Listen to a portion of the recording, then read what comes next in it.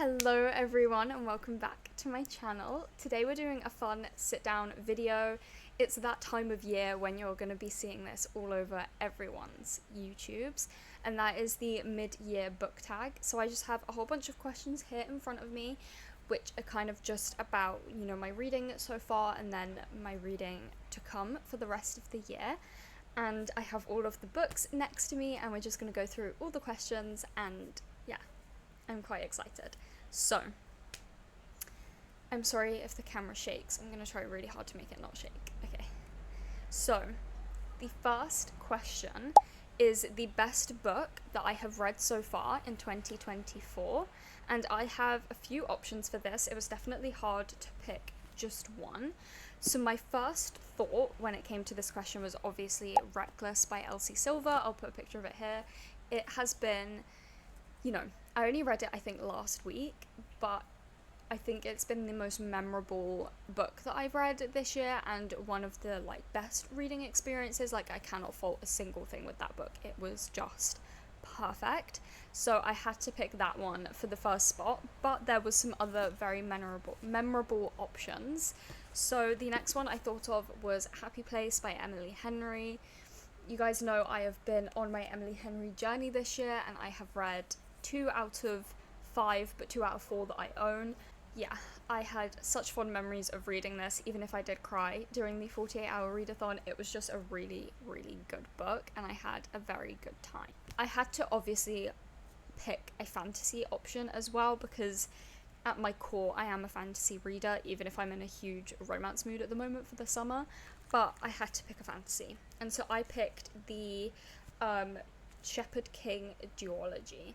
I read this again with you guys in a video and this kind of could work for a different question and I have included it, but this was just such a shock to me on how much I enjoyed this. It was so good. I think as a duology as well, it was just really, really strong. It's one of the best duologies I've ever read. I will definitely be rereading this at some point. It was just, it was really, really good. And I had just such a fun time reading this series. So, I'm honestly trying to get all my friends to read this duology because I know that they would like it. So if you guys are watching, please read this because it's so good and I need to talk to someone about it. The next prompt is the next question, is the best sequel that you have read in 2024. And honestly, I'm not gonna lie, only one book came to mind, and you're going to see a theme because I'm going to mention this book a few times, but that is Reckless by Elsie Silver. I think this was just the best continuation of a series I've ever read. I especially think, 4 books in with following 4 different couples, there's always the potential that it's going to go a bit downhill, and, because it's hard to be we've done this kind of trope, we've done these tropes, and trying to do something new, but she did it so well. Elsie Silver did an amazing job with Reckless. And I have to say, the one before that as well was also really good. I think that was Powerless. I did really enjoy that as a sequel as well. And Heartless. Honestly, the whole Chestnut Springs series as sequels have been phenomenal and really, really good. So that was what I picked for that question. And then the next question is new release that you haven't got to yet. And I have 2 options for this, but one I have with me now because I actually bought this yesterday, and that is A Novel Love Story by Ashley Poston. I read The 7-Year Slip earlier in the year and I did not vlog it, unfortunately, because I had a really good time reading it. And I think, Ashley Poston has become kind of a phenomenon within the book world and everyone is just reading her stuff, and I have yet to read The Dead Romantics, but this book came out I think this week as I'm filming this, and I just love the premise and the idea of this book. It's about a girl who is en route to a book club retreat, but then her car breaks down and somehow she finds herself in Oloroton, I don't know, which is basically the world where her favourite romance series is set. So she finds herself literally in her favourite book pretty much, and obviously I think this is a book that is just so geared towards readers. every reader dreams of finding themselves in their favourite book world, so I think this is, just very geared towards readers, and I'm very excited to read this, and I will be reading it in July, so stay tuned for a reading vlog featuring this book, because it's going to happen. And then the next pick isn't that new of a release. It was this year, though. It was just a couple months ago, but that is Funny Story by Emily Henry. I definitely really want to get round to this one, but unfortunately I am waiting for the paperback release because I don't have any other romance books in hardback. Actually, apart from one now. I have Queen Charlotte in hardback now. But I don't have any other romance books, specifically Emily Henry books, in hardback, and it's really frustrating to me that they've done this and that it's in hardback. It's irking me, but you can believe that as soon as it comes out in paperback, I will be reading it because I'm so excited for it. It's very anticipated for me. And then the next question, which kind of goes hand in hand with this one, is the most anticipated release for the rest of the year. And I have a couple options for this. So, the first one is Reckless, but a different Reckless. Reckless in the Powerless trilogy. I have had a love-hate relationship with Powerless. I started it last year, read half of it, soft DNF'd it because I was just not meshing well with the writing and some of the plot points. It felt very tropey. I've spoken about this, I feel like, endlessly. But then I picked it up again this year and I read the second half of the book and I thoroughly enjoyed myself. I really, really enjoyed it. I thought it was really good. So, kind of hit or miss, but then I just read Powerful in my most recent vlog and I also really enjoyed that. So I'm definitely more apprehensive and excited for Reckless, and I do think it's going to be a lot better than Powerless. So I'm definitely excited to get round to that one. We also have Pucking Sweet, which is my little embarrassing series that I've been reading, but I've been having such a fun time with. It's like a hockey romance series. We have Pucking Around and then Pucking... Wait, what's the other one called? I don't remember, but the first book is called Pucking Around, and then there's a sequel which I read and I didn't like as much, but I am very intrigued for the characters that Pucking Sweet is going to be following, and I think it's going to be a really fun time, and it comes out in September, and as soon as it's on Kindle Unlimited, I will be reading it, because I am quite excited.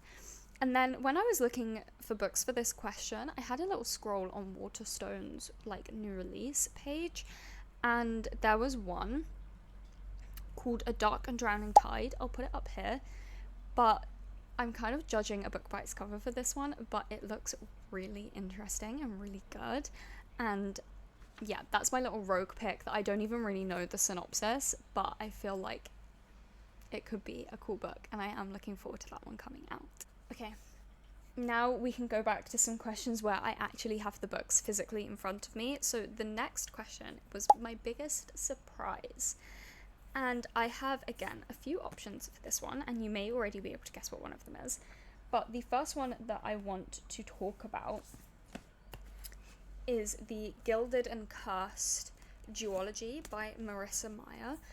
I was confusing Gilded with another book, Gild, in the Plated Prisoners series, which I haven't heard great things about, and so I went into this expecting it not to be very good. But then I slowly realised that what I had heard was about a completely different book, and it wasn't in fact about Gilded by Marissa Meyer, and so I just had a very unexpectedly good time, so much so that as soon as I finished it, I ordered Cursed and read it as soon as it arrived, which I hardly ever do, and I had an equally good time with Cursed. I just really enjoyed this duology. If you like Marissa Meyer and you like kind of folklore, fantasy, fairy tale retellings, I would definitely check this out because it was really good and it thoroughly surprised me. Then the next one, I guess we'll talk about it because I spoke about it 3 minutes ago, and that is the Shepherd King duology. Like I said before, I just really wasn't expecting to love this quite as much as I did. I thought I would enjoy it, definitely, but I did not expect this to become one of my top fantasy series of all time. Like, I really, really love this a lot, and it's definitely up there with some of my favorites. Then we have The Prison Healer, which is a bit of a newer surprise. I read this in one of my most recent videos, and I heard bad things about this. I heard that the writing style wasn't very good, and so I just wasn't expecting it to be quite as good as I personally thought it was, and I did really enjoy it, and I had a good time with this, and I'm very, very eager to continue on the series because I think it's going to be good. And then finally, I again read this in a video. I read this in my first 24-hour readathon. No, the 24-hour readathon that was in like January, I think I read this, and that is The Ballad of Never After. Listen, I read Caraval, I read the whole trilogy, and I was very underwhelmed with Finale. So going into this, you know, the Once Upon a Broken Heart series, I wasn't expecting it to do much, and then I read the first one and I was like, okay, this is good. This was pretty decent. It felt more on par to Caraval and Legendary to me than Finale. And then I read this, and I like fell in love with this book. It was so amazing. This is like the strongest. Honestly, I should have picked this for a good sequel, like the best sequel, because this is one of the strongest sequels I have ever read in a fantasy series. This book is phenomenal. If you need to read the Once Upon a Broken Heart trilogy just to read this one, do it, because The Ballad of Never After is an amazing book. Also, I have the Waterstones exclusive edition, and it says inside, he was legend, he was the archer, and would have sacrificed it all to save her. This is just really good, guys. I recommend this trilogy, definitely. The next question is favorite author debut or author that is new to you. For me personally, there is no debut authors that I can really think of that were like new this year. Maybe last year, and you'll see. So I picked, of course, reoccurring themes. I picked Elsie Silver because the Chestnut Ridge series has just taken over my life and I'm completely obsessed with it. Emily Henry because I'm really enjoying her books, and then Rachel Gillig, who I believe was a debut author last year or maybe the year before. Wait, when did One Dark Window come out?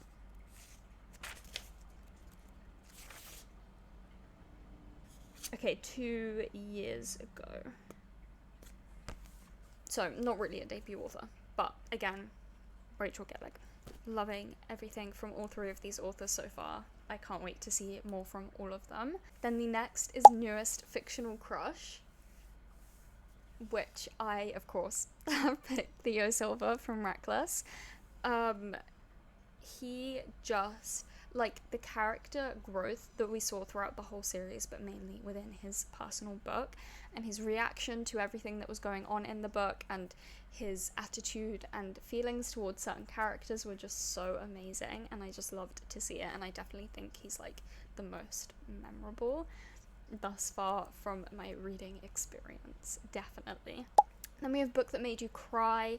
There's loads. I feel like I shed a few tears at most books, but one that actually made me sob is, of course, Happy Place by Emily Henry. You guys saw the aftermath in my video. I feel like I don't need to go into it, but this book really tugged at my heartstrings. It was very emotional for me, but in the best way. I love crying at books. I love crying at books. And we have Book That Made You Happy. I feel like I sound like a broken record. Maybe I should have tried harder to pick some different books, but I picked Reckless by Elsie Silver. If you couldn't tell, this is definitely my most favourite book of the year. It's just, yeah, so good.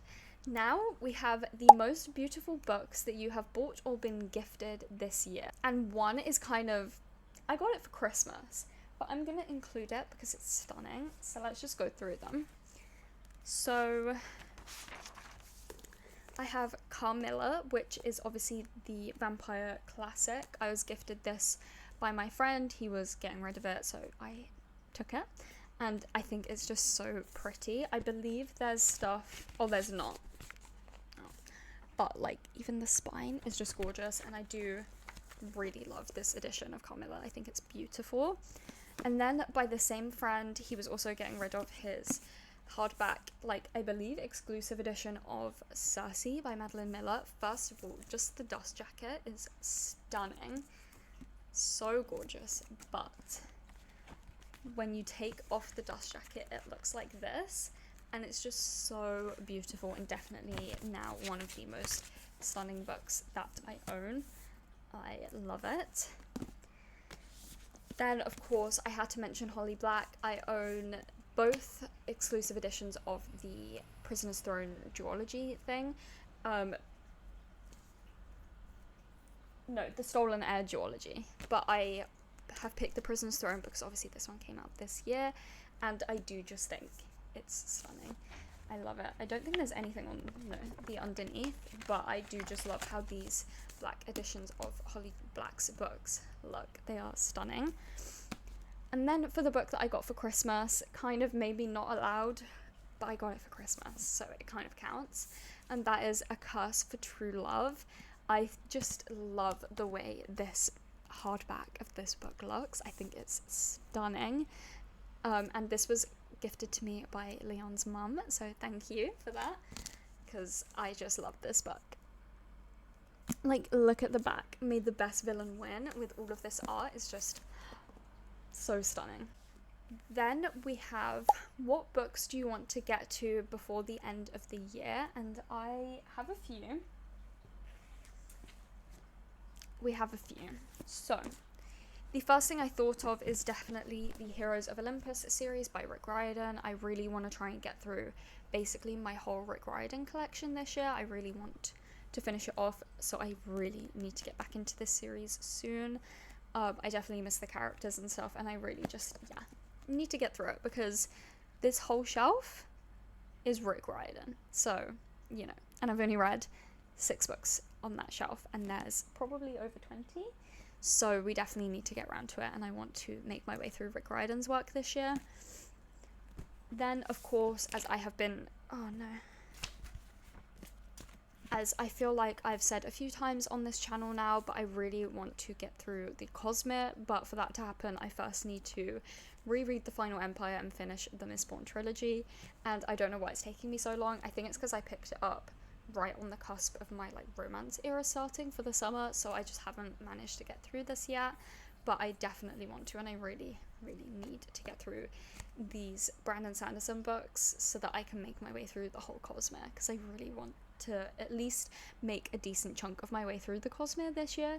So I need to get through Mistborn Era 1, like yesterday. It needs to be done. And then finally, I really want to start reading more classics for myself as opposed to for my degree. And for that, I've decided to make my way through Jane Austen's books this year. And we have read Emma and Pride and Prejudice. I read Emma for school, but not Pride and Prejudice. And these are the others that I own, but I do need to buy one more, but now I can't remember which one it is, because I thought it was Northanger Abbey, but I have Northanger Abbey, so now I don't know which one it is. Mansfield Park, I remembered. I need to still buy Mansfield Park, and preferably rebuy Sense and Sensibility in these Penguin Library classics, but yes, I want to get through the rest of Jane Austen's works. I am currently reading Persuasion, but it's gonna take me a while, guys. I'm only 12 pages in. This is a tough one. I feel like as her writing goes, this is one of the later novels that she published and wrote, and you can definitely see that because her writing is getting more sophisticated, but that does mean it's harder for me to understand, and it's taking me a little bit longer to get through it, but that is definitely on my agenda. Also, honourable mention, I do want to try and read the first book in The Lord of the Rings. I want to read The Fellowship of the Ring. Hopefully. I don't know if it's going to happen though. And then the next question is, how many 5 stars have you read this year? Listen, I've read a lot.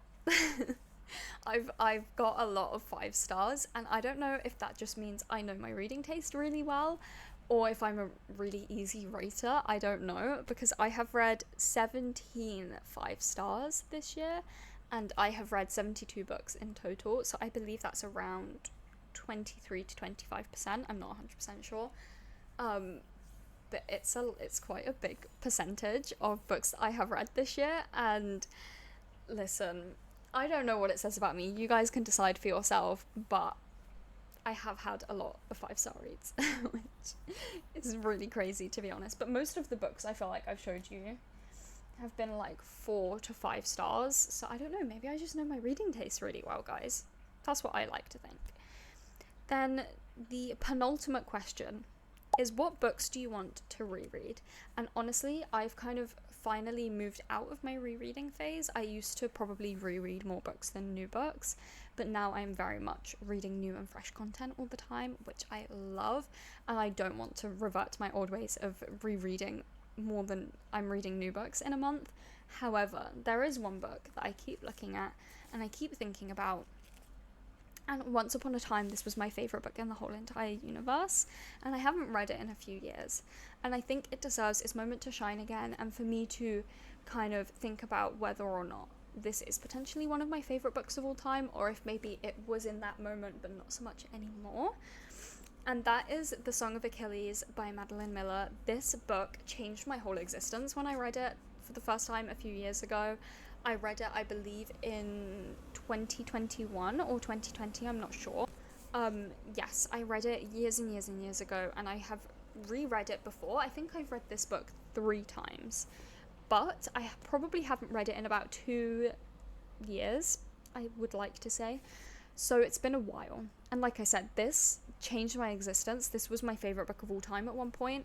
I wouldn't say so anymore. I would say that goes to The Cruel Prince. But I definitely want to see if this is still as high in my rankings as I think it is. Because, I mean, look at these tabs. I loved this book. So I'd be very intrigued to see. And then finally, the last question of the video is my 5-star predictions for the rest of the year. And I only have a couple ideas for this, but of course we will talk about them. My first is Book Lovers by Emily Henry. I really do think I'm going to love this book.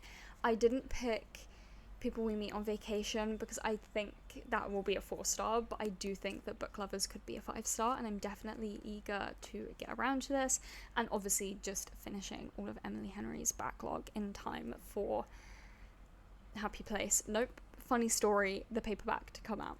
But yes, I do think I'm really gonna love Book Lovers. And then second, I just picked up one of the books because they're really big and heavy, but I do think I will rate the rest of the Magnolia Parks series 5 stars.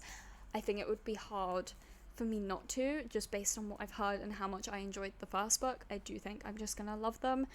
Here I have The Long Way Home, which I definitely think will be 5 stars, but I do think the other Magnolia Parks book will be 5 stars, but I'm unsure on the Daisy Hates books, but definitely the Magnolia ones, 100%. And I'm so excited to get around to them eventually.